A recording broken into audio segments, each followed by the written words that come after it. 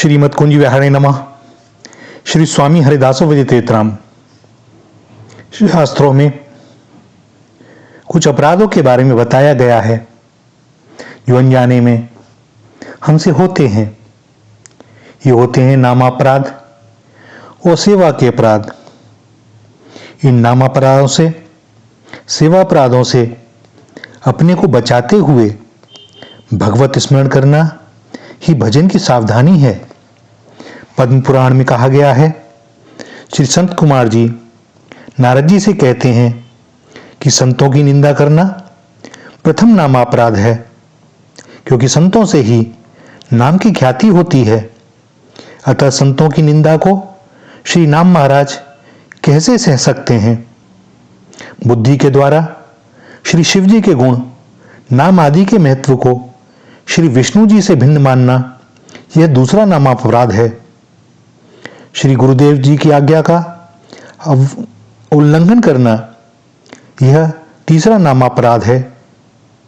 चौथा अपराध है वेद शास्त्रों की निंदा करना। पांचवा अपराध है भगवान के नाम महात्म्य के विषय में अर्थवाद की कल्पना करना, अर्थात यह चिंतन करना कि भगवान में निष्ठा उत्पन्न के लिए यह बहुत बढ़ा चढ़ाकर कहा गया है। वास्तव में नाम की इतनी महिमा नहीं है। नाम के बल पर पाप करना ही छठा नामापराध है। अर्थात मैं तो नाम जप करता हूं, फिर यदि कुछ पाप जानबूझकर भी हो जाएगा तो नाम के प्रताप से उसकी शुद्धि हो जाएगी, ऐसा सोचना महत अपराध है। ऐसे पापी के विषय में अन्य साधनों की तो बात ही क्या, यमराज के कराल शासनों से भी शुद्धि नहीं होगी।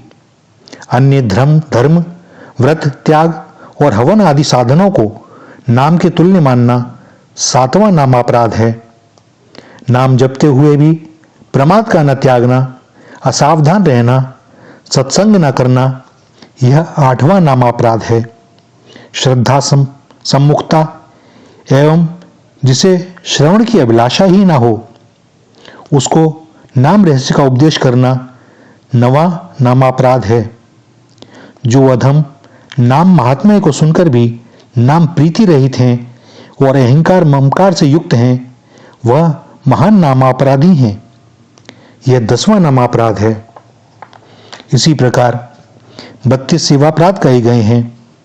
उन 32 अपराधों को बचाकर भगवान की सेवा करना में सावधानी बरतनी चाहिए।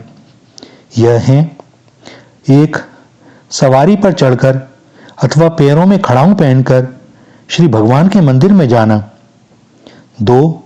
रथ यात्रा, जन्माष्टमी, श्री रामनवमी आदि उत्सवों का न करना अथवा उनके दर्शन न करना। 3. श्री विग्रह का दर्शन करके प्रणाम न करना। 4. अशुचि अवस्था में प्रणाम करना। 5. एक हाथ से प्रणाम करना। 6. परिक्रमा करते समय भगवान के सामने आकर कुछ न रुक कर फिर परिक्रमा करना अथवा केवल सामने ही परिक्रमा करते रहना। 7. भगवान के श्री विग्रह के सामने पैर फैलाकर बैठ जाना। 8. दोनों घुटनों को ऊंचा करके उनको हाथों से बांधकर बैठना। 9. सोना। 10. भोजन करना। 11. झूठ बोलना। 12. जोर जोर से बोलना। 13. आपसी बातचीत करना। 14. जोरों से चिल्लाना। 15. कलह करना। 16. किसी को पीड़ा देना। 17. किसी पर अनुग्रह करना। 18. कठोर वचन बोलना। 19. कंबल से शरीर को ढककर सेवा करना। 20. भगवान के सामने दूसरे की निंदा करना। 21. भगवान के सामने दूसरे की स्तुति करना। 22. अश्लील शब्द बोलना। 23. अधोवायु का त्याग करना। 24. शक्ति रहते हुए भी सामान्य उपचारों से भगवान का पूजन करना। 25. भगवान को निवेदन किए बिना ही किसी वस्तु को खाना पीना। 26. जिस ऋतु में जो फल हो उन्हें सबसे पहले भगवान को अर्पण न करना। 27. किसी शाक या फल आदि के अगले भाग को तोड़कर भगवान के व्यंजनादि के लिए देना। 28 भगवान को पीठ देकर बैठना।